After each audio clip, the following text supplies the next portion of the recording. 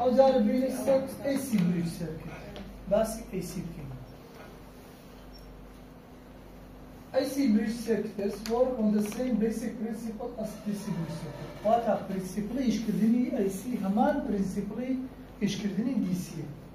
basic كان يعني مكويدك that a balanced ratio of impedances rather than resistance will result in a balanced condition تنها جیاوازی ئەوەیە کە کاتێک کە دەمانەوێت بریژەکە بەڵانس بکەین دەبێت تەعامل لەگەڵ ئیمپێدانس بکەین نەوەک لەگەڵ ڕێزیستانس جیاوازی چێ لە بین ئیمپێدانس و ڕێزیستانس چی دەزانن ئیمپێدانس یعنی ڕێگری ڕێگری و بەرگری ڕێگری و بەرگری چی دەزانن ئیمپێدانس إمبيدانس دايركت نيست تزيد تدابرو بس برجري كاملة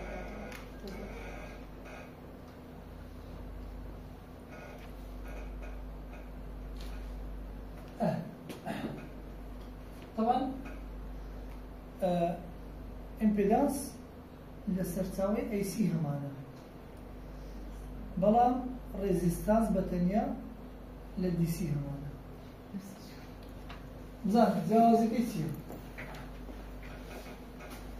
اگر کوئی لکی واقعا کوئی سرچاوی چی دی سی لگه بسته سرچاوی چی دی سی اما تعامل لگه سی او کوئی لگه تنها تعامل لگه ریاکتانس کی لگه ریاکتانس لگه اکس کم باشا تنها تعامل لگه اکس لگه اگر سرچاوی کم أي سي بي سي أو كانت التعامل لقى إكس إل ناكم تعامل لقى زيت إل إمبيدانس إيش ده؟ تعامل لقى إمبيدانس ده لو لبروي إمبيدانس معلوماتي فيز ديفرنس مدرانتي لنوان تزو فولتيا معلوماتي فيز ديفرنس فهم ده آية تزور فولتيا بريكو درون ينبو شهيري بهم تبرو زد أو دكاتة زد بعم دكاتة زد دكاتة R plus أوميغا L يعني أوميغا C هيك أوميغا L بعمل أمنا XL يعني XC إمبيدانس قيمة بيبدأ لR لقى XL بكاتيا يعني RXC بلا ما قلت باسي دي سي بكم تنا تعامل لقل برجرة كذا تعامل لقل فيز ديفرنس كان ناكم بس هو تنبيدله أجابه من البوشة ببين مودني وأنت زوج بودكا على النتيجة ببين دكاتة تان إنفيرسي XL لسر R واحد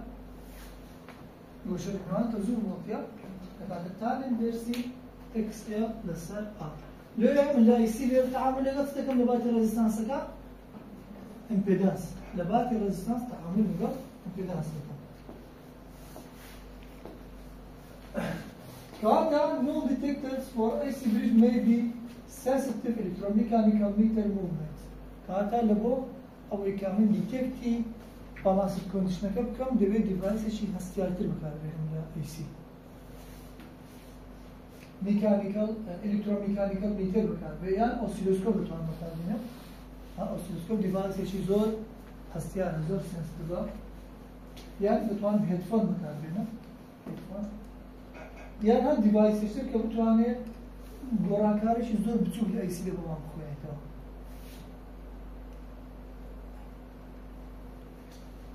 يكمل بريج أجر باس كين لأي سي طبعا بريج ما زورت سنزور بريج دخلني يعني كين بورا كين زي عشر زور بريج دخلني لو شاطرة يكمل يعني كدخلني لأي سي كا أي سي ويتستون بريج An AC Wheatstone bridge is similar to a DC Wheatstone bridge except for common AC source. Resistance R may be replaced by impedance zero. تنها دياوازينة تيا سرساوك سرساوك AC لادنين و R كانش لادنين لباتري Z لادنين impedance دادن. When measuring impedances, an IC Wheatstone bridge is often referred to as general impedance bridge. يعني عندك كاتك السرعة IC به ناوي تبدلن general impedance bridge. لما تبدلن Wheatstone bridge أو ناوي تبدلن زانا السرعة كمان دقيت IC لباقي بردكات دينا Z1 Z2 Z3 زيتي الناو نظام راوكا ليش بهمان شوي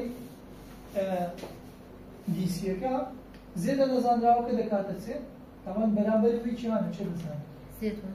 زيت1 كاتا دلم زيت1 زيت الناو يساوي زيت2 زيت3 كاتا زيت الناو دكاتسه دكا زيت2 زاران زيت3 بسر زيت1 والله شلون زيت2 لسه زيت1 زاران زيت3 يعني Z2 جاران Z3 بسر Z1 كاتك Z3 كسبي variable impedance به لو تبي impedance شي جورا بلو حتى بتاني بالانس حتى بتواني بالانس اما اللي رجال اشتراكي لنبو زيتكي بطريقة شي جواسر لو طريقة كباسم في غيربا لأن باسي voltage divider ما في القانون كمان في سي في دي ما جوزيانيا لأن دين أما قانون اشتقاق دكين بلا مزارب التزو زانا أگر في بي يكسان بيقول في دي يكسان بيقول في دي هاي تزو يرى سفرونيا كاتا تزوي I1 يكسان بيقول تزوي I3 وايا أنا توقع لك هنا أي تزوي I2 يكسان بيقول تزوي I4 كاتا همان تزوج بود برگرده فرا و همان تزوج بود برگرده بلام شرطیه آیون و آیتو یکسان میشه که زیاواز و ما دکات سر بری برگرده کرد. بلام اگر وی بی یکسان به وی دی ایوان یکسان به ای تو داریم و ای تریش یکسان به ای فور. مادام او ولت یکسان به ولتی کاتا ولتی سر و برگرده یکسان به ولتی سر ایران.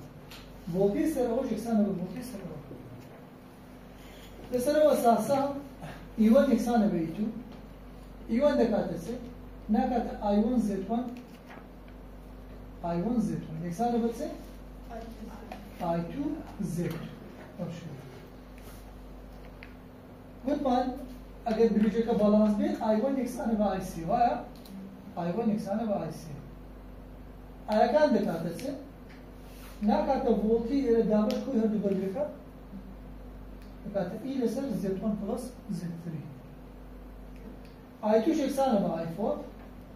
دش كاتا سي لكاتا إي لسر كل هذا بريكا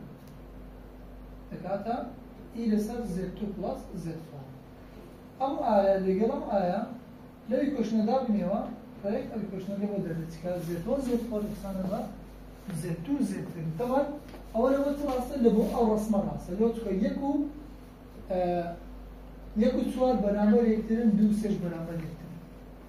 يعني Z2 Z3 وكل رات يكسانا من Z1 زانا Z4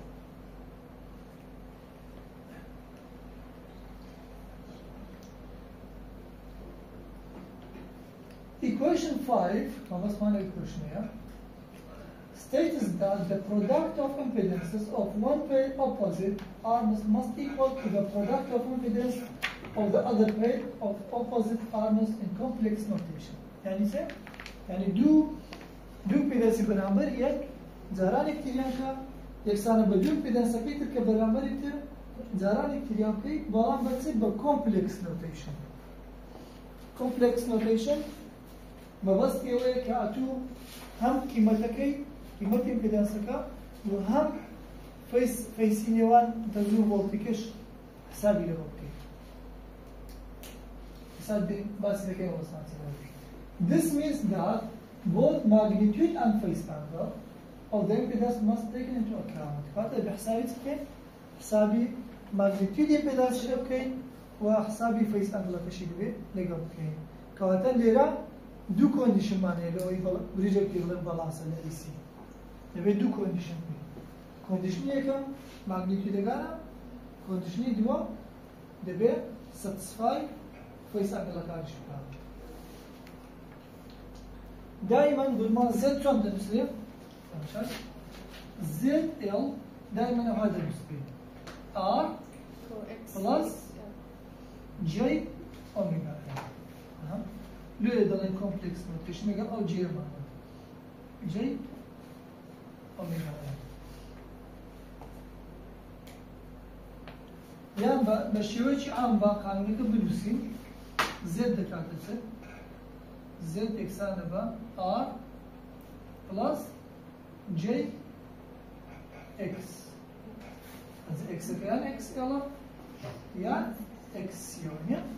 اكس يلا دكاتره دكاتره اوميجا يعني اكس سي دكاتره يجلس اوميجا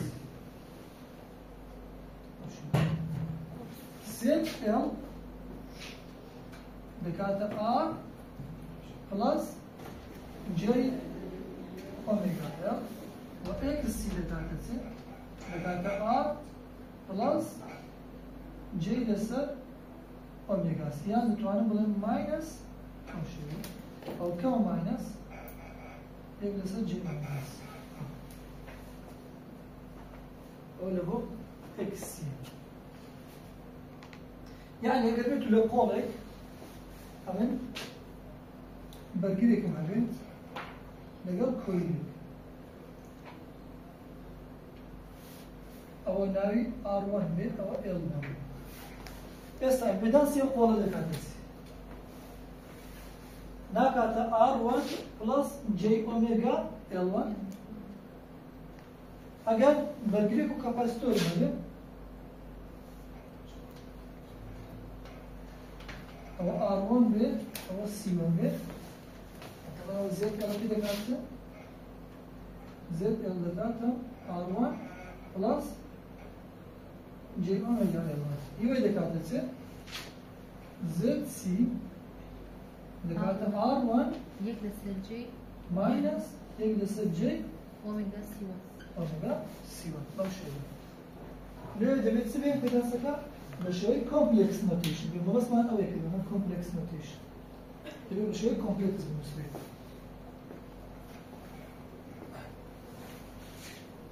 two conditions must be satisfied simultaneously in balancing the AC bridge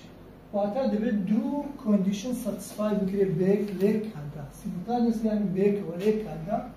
لبو أوي كامل AC bridge balance كام لبو balance كدني AC bridge. The first condition is that the magnitude of impedances satisfy the relationship. The bare magnitude impedance can satisfy التحقيقية ويكوشن بكام. Magnitude شو ده بيدري شو ده؟ Magnitude أو زيادة. ليه؟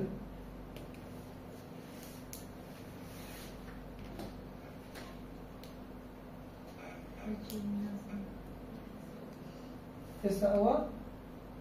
زد ال كبشر كومبلكس نسيت مالك R1 plus J omega L1 شلون بتوانم ماغنيتيود زيادة كبير جي اوميجا L1 J omega كده وهذا بني قيمتي R omega L1 كده قيمتي J سنة شو بزمان كونستانت جي J كم ثاني نبغى I كان جولي بكو I G إكسان عندك ذا I ناوي دي اي كرنت I complex زنا أنقول complex ثاني في دي جذري ناقص جذري ناقص أي imaginary خندي تام بعد عندك الكهربائية بجي ناوي دي أصلا والله الماتماتيك نزول I ناوي I small أول رجل ناقص ليه بيقول complex يعني imaginary أول كو فيكتور تعامل دلوقتي فيكتور شلون magnitude فيكتور ده نسينا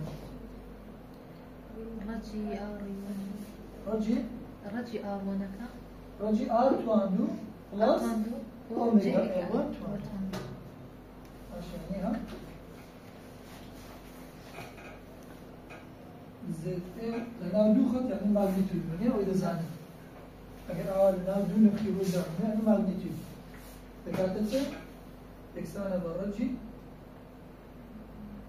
R1 düzen plus omega ya düz. Ama magnitüdü kolak yani bazı ağırlık ya da bölgelik bu koyuluk bekliyor. Ayrıca batanya bölgelik var ne böyle kolak. Magnitüdü de katkısı. زیر صفر یادمی Bilzeysi. یالا کی Yani bir kadar eksen bir tur ağırlık. بله لازم وصف الأغنية زي كذا إنسان بتوع ما تعرف فأعطوا درجة أول هذا هذا بتوع أو كونديشن يكمل ده بزيادة كان تحقيقه يكوش نبكة ماغنيتيود كذا نيجي لقول يكمل زيتون كيا ماغنيتيود كذا بينيو لقول يدوم زيت فورت برا لقول يتوالم زيت فورت يا ماغنيتيود يجي ده بينيو زاران يكتبين ده كي إنسان ده بزاران يدوم ماغنيتيود كذا أو كونديشن يكمل بدأوا conditioning satisfy का अब जब देने sir conditioning दियो लगभग exam bridge का balance है conditioning用क्या the second condition is that the phase angle of impedance satisfy the relationship अब जारे बेबे satisfy अब relationship का तहकीक ये वश का पासदा निका अब जा हर दो condition के बेर को अगर जेबो अब जगह में ऐसी bridge balance अब दलते Theta 1 plus theta 4 equals theta 2 plus theta 3. Theta چند بینیم ها؟ معمولی لیر کنه. Theta یکم اگر قول یکم به. اگر tan inverse omega L1 نصف آن. واضحة؟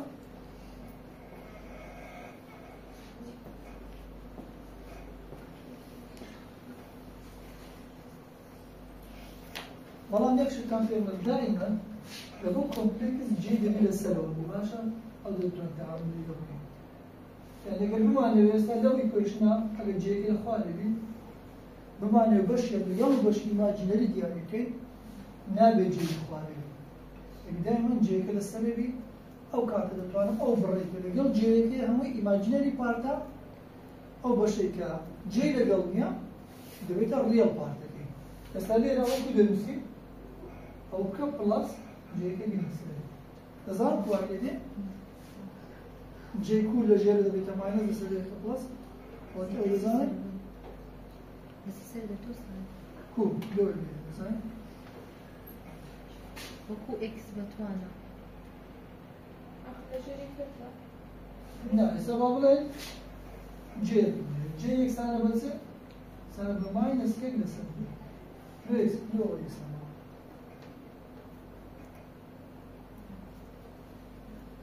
جي يكسان بيك ماينس كي بسبب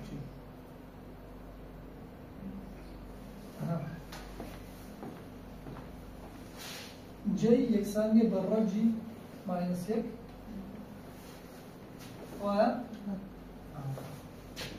ورا اگر جي تبه زاران جي داوش جي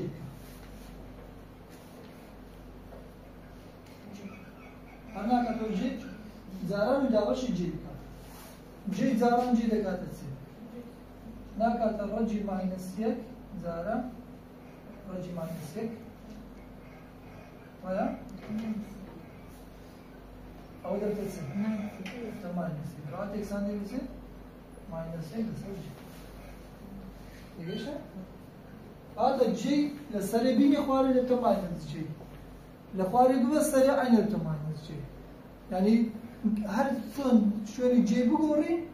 إشارة كده بقوري ماينس بدي بيتا بلس بلس بدي بيتا ماينس أو معلومات أنا نية لما حضرت أنا دروس باشا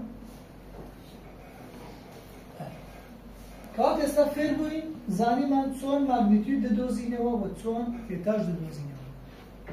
هر دو کندیشن که بیک او اگر ساتسفای بو او کات دلاین او بریجا بالانس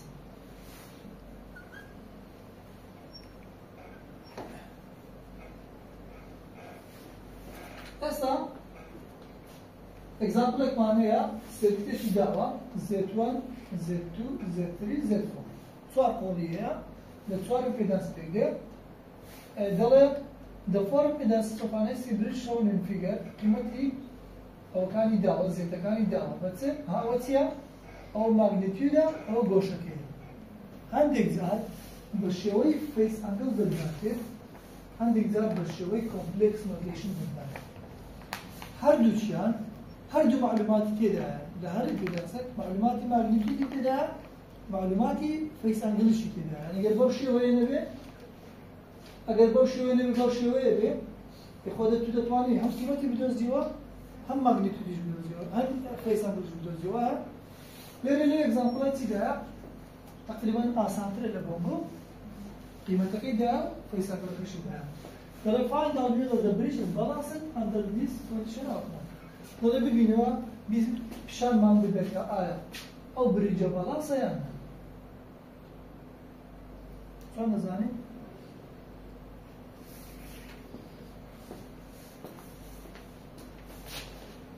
كسر دي لبا مرحلة كم؟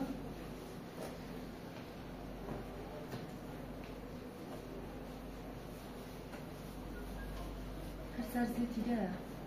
ايه سم كونديشن معنا بو؟ سم كونديشن معنا لبا يسي بريج حتى بيبلين بالانس يعني دو كونديشن واحد هذا كونديشني يكم هو ماغنيتيوديا كونديشني دوم هو ثيتا ورا زاري كوشنا كده بدروس كمثلا اساسي رسمتها بدي كوشنا كده دروس يعني يكوشني وين بدك تصير at balanced condition يكوشنا كده يا مثلا Z1 Z1 Z4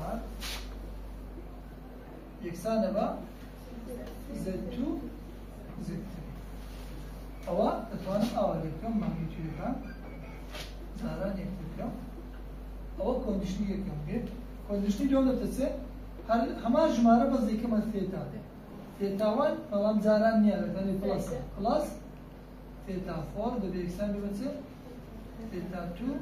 بلس أو كونديشني دوم أو دي كونديشني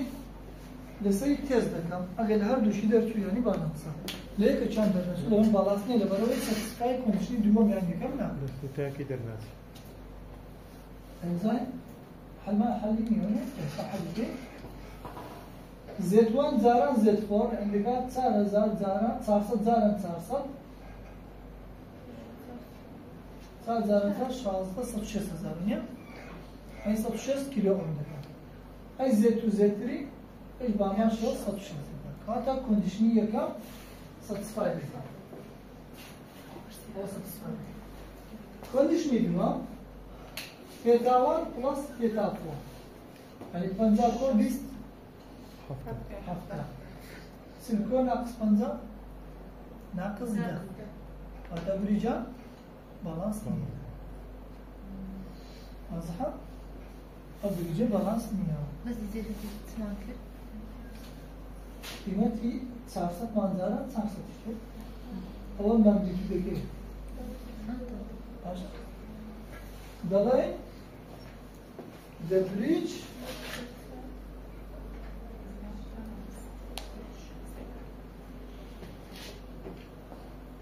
is not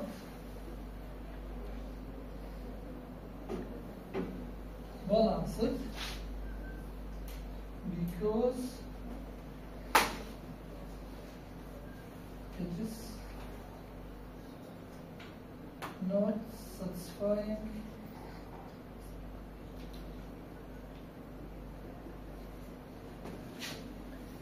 the second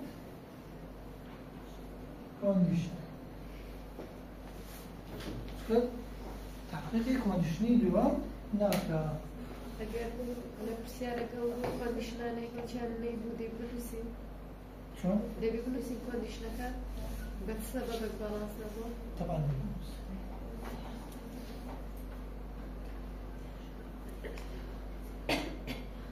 ئێستا ئەو چەند بریجەمانەوە لەو چاپتەرە دەیان خوێنێ ماکسوێلس ئیندەکتانس بریج ماکسوێلس کەپاسیتانس بریج هایز بریج ئۆن بریج لەگەڵ دیسۆتیس بریج دێن هەرێک بەجیا لەو بریجانەش دەخوێنین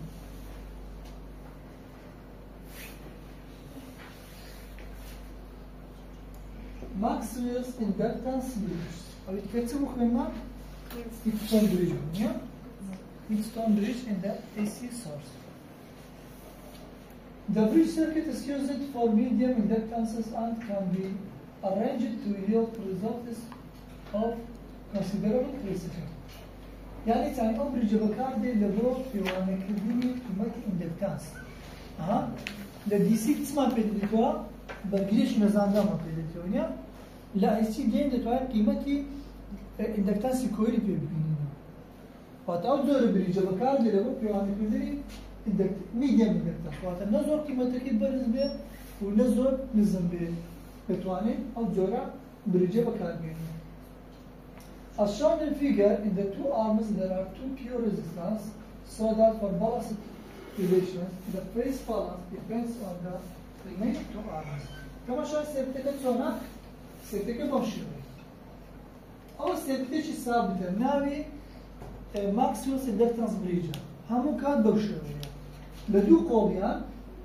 قول التنيش ديالنا برامبري دائما بيور ريزيستانس لدو قول كيتر سمعنا كويل ماني باشا ليرة مزانا لقولك دائما برجري لقى كويل يقسم لك برجري كويل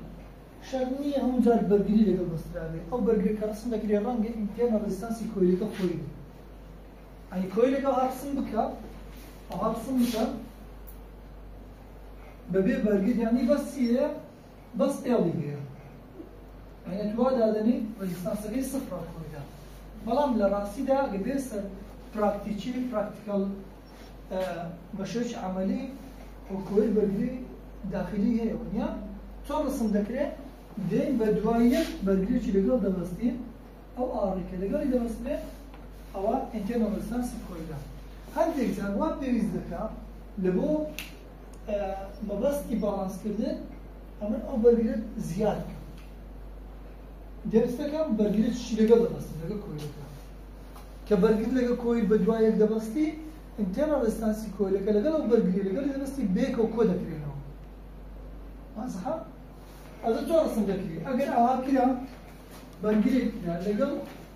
يلا يكون آرتش اسمه أجر أوها كلا يعني سي أنا برجري قالوا بس ده أو آر كويل تيجيش ده أجر أوها كلا بتري آر كويل يعني آر كويل بالنسبة لنا جريني عارك اللي قلي بس تراوى يعني كويل كي جرين قبل بزانين برجل هيلي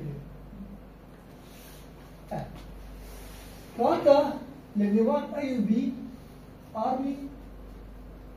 يكمل الزيتوان تفكر لا برجل بكويلك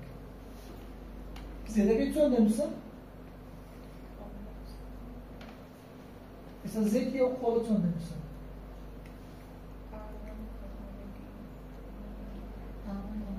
R1 plus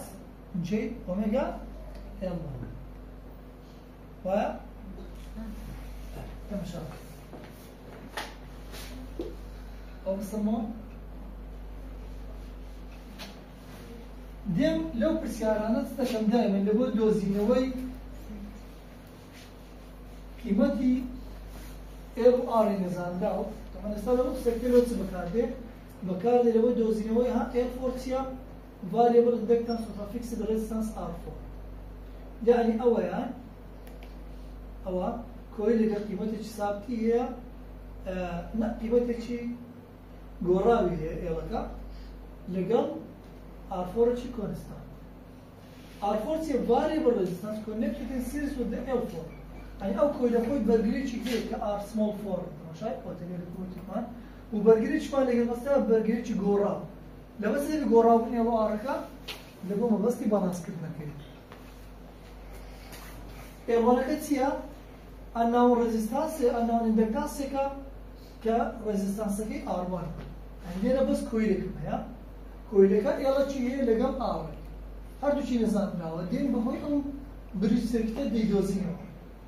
یا قیمەتی ئەوەکە دەدۆزینەوە لەگەڵ ئینتێرنەل ئێستانسی کۆیلەکە بەچێ بەهۆی ئەو دوو بەرگرە زانراوە لەگەڵ لێرەش کۆیلێکی گۆڕاومەیە لەگەڵ بەرگرێکی گۆڕاو ئیشی من چییە لێرە دەبێم لە هەر چوار قۆڵەکە زێتەکان ببینەوە پێش هەموو شتێک دێم دەڵێم زێتوان دەکاتە چ گوتمان R1 کۆ J omega L1 واضحة زێت دەکاتە چ R2 بتنیا R2 L1 یان سی لەگەڵی نیت بەس R2 Z3 R3 Z4 چەند ئاڕم هەیە لەوێ؟ دوو ئاڕم هەیە R4 plus R small 4 کە ئیشارەتی بە هەردووشی لێرە وایە؟ plus J omega L4 ئێستا من هەر چوار زێتەکەم دۆزیەوە ئەو زەدێن دەکەم دەڵێ R balanced condition قانونی balance دەکە چییە؟ چی بزانین؟ Z1 Z3 یەکسانە بە Z2 Z4 تەماشا ئەگەر بێت و ئەمە زێتەکان بە شێوەی کۆمپلێکس نۆتیشن بنووسم ڕاست دەیکۆشنەکە تەمیزکەمەوە خۆی حسابی هەردوو کۆنیشنەکەم لەبەر دەکات هەم ماگنیتودەکەم بە حساب دەکات و هەم فەیسەکەشم بە حساب دەکات کاتە دەست دەکەم ئەو زێتانە و خۆی ڕاست لێ دادانێنەوە زێتوان وەکمان دەکاتە R1 plus J omega L1 جارە Z3 چییە؟ R3 ئەو دە یەکسانە Z2 R2 R2 جارانی Z4 چییە؟ ئەوە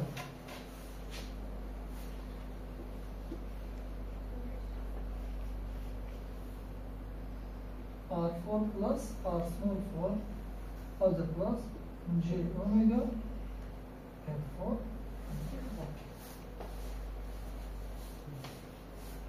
غير واضحة زێتەکان مان دیتەوە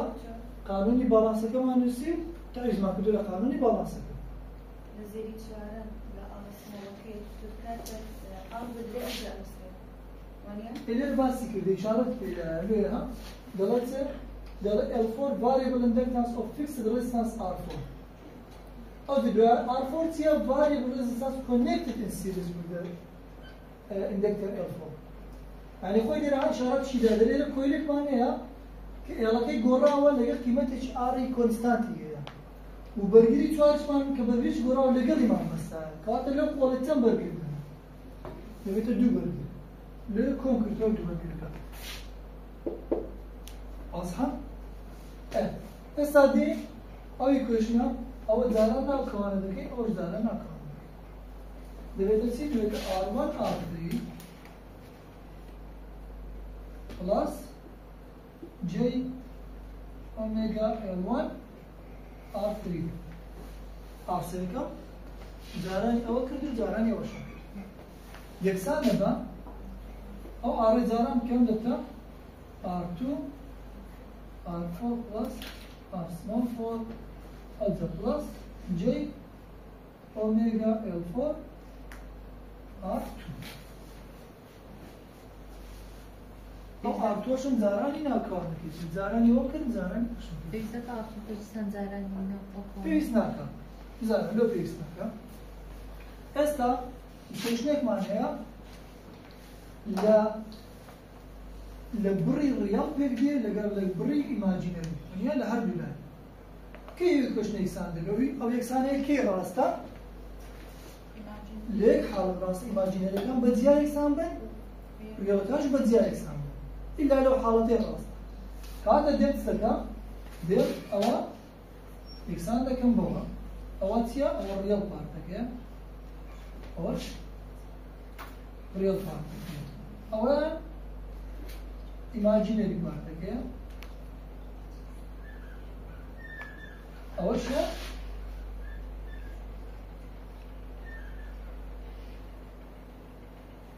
أوش imaginary بارتك يا أو يكسان بوا أو يكسان بوا يكسان يمكن بيرتري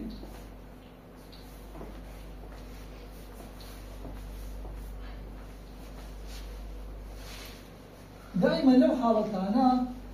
دبيتو بشر رياض إيماجينري زيادة ولا كمبيوتر يعني قربيتو أو جيا لجيت كربوا أو باش ندبوا إيماجينري على تنبيه دائما دبيت جيكا كيما تجي لتنش بها أو كيما دبيت إيماجينري دبيت لتنش تبي نابي جيكا لبنيبي جمالة كده سريبيا قاتل كده سريبيا دائما دبيت جيكا لسروي باشا أو زبين ريال بارتك زعلي R1 R3 إكسانة بس R2 زاراني R4 plus R small 4 خوي أوي كده ما نزميني نفسه بنظام راوكا هذا السبب لا يمونسيا unknown inductance of resistance R1 R1 ايش النظام ده؟ كاتب R1 باليمين يعني R1 ده تلسه R1 ده كانت R2 لسه R3 زراني R4 بس R small أو إيكوشنا تبغى دوزنا أو R كويل أي لما inductance كويل ده توني ما ده imaginary part كان إنسان imaginary part كده J legal J دبا طبعا أوميجا legal أوميجا دبا J legal J أوميجا كده دبا ثمانية L1 R3 إكسان دبا L4 R2 هذا L1 نتلسل نبدأ R2 هسه R3 زراني L4 لو شريت أتوانا قيمتي L1 إيش بدوز معاه قلت هذا لا كان يصير L1 دكاتسك L4 زراني R2 لسه R3 وكل يدوزوانا R1 دكاتا R4 plus R small 4 أجي زراني R2 لسه R3 وكل استدير ريال بارت وإيماجينري بارتك يكسان ونيا أجر يكسان ده مو أجر يكسان ده يعني بالانس الدنيا يعني هو كحلاك أها آخرته نازاني بالانس يعني مبدلا سلومنا لرا قيمتي أو R ددمه لقى L4 كأو R كان ددمه دلا L1 R1 ببينه كاتب بريجكا بالانس مبدلا بالانس كبين قلتي بالانس أتودي قانوني بالانس يصير زي كي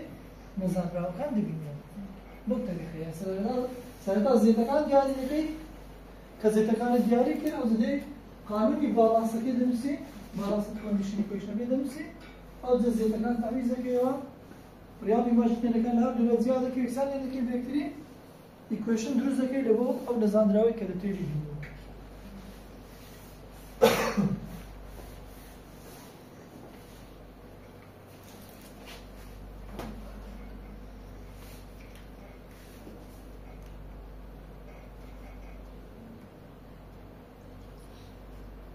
Maxwell's inductance capacitance زورش كله بريج هل Maxwell بلام inductance capacitance وقتا ده قيمة inductance دبيني مو بهوي capacitance ليرة تسمع كده بهوي inductance إيش كمان زيونيا وقتا براور ده قيمة inductance كام بلغة دكتور inductance إيش نزان رامان دو زيون أو زارة ده براور دي inductance اللي لو capacitor فيه هذا لقى قيمة الكاباسيتور هم بابل امبيدانس كاباسيتور لقى امبيدانس كويل كبراو دكين سببينيا قيمتي ئێڵەکە دەبینینەوە لەگەڵ ئارەکە.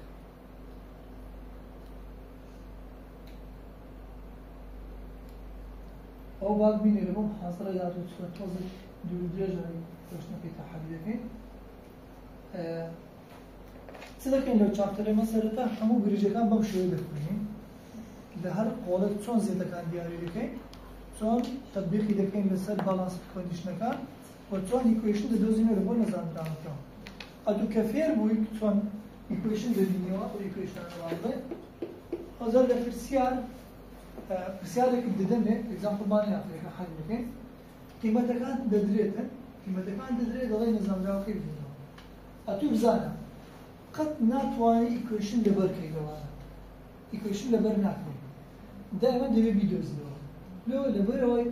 شوێنی دەگۆڕێ شوێنی ئارەکان دەگۆڕێ کە شوێنی ئارەکان گۆڕا ئیکوێشنان هەموو دەگۆڕێ ئەوە وەکو ویتستۆنەکە نییە بڵێن قۆڵەکانی بەرامبەر یەکتر باسانی جارانی کرد بە پشکارەکان فاکتەری فەیز ئەنگڵ و ماگنیتیودا تێناوەڵە باشە لە ئەیسی دائما دەبێت بکەیت دەبێت کۆشنەکە بدۆزیەوە ئەو کاتە تەطبیقی لەسەر ئەو نەزانراوەی کە دەتوێت ببینیەوە زانراوەکان دادنێ وڵای کۆشنەکە دەبینیەوە لێرە گرنگە فێربوونە ئۆتۆماتانە ئەوانەی کە کردم ئەوانە دەبێت لە بۆ هەموو پرسیارێکن بۆ ئیشە هەموو بکەن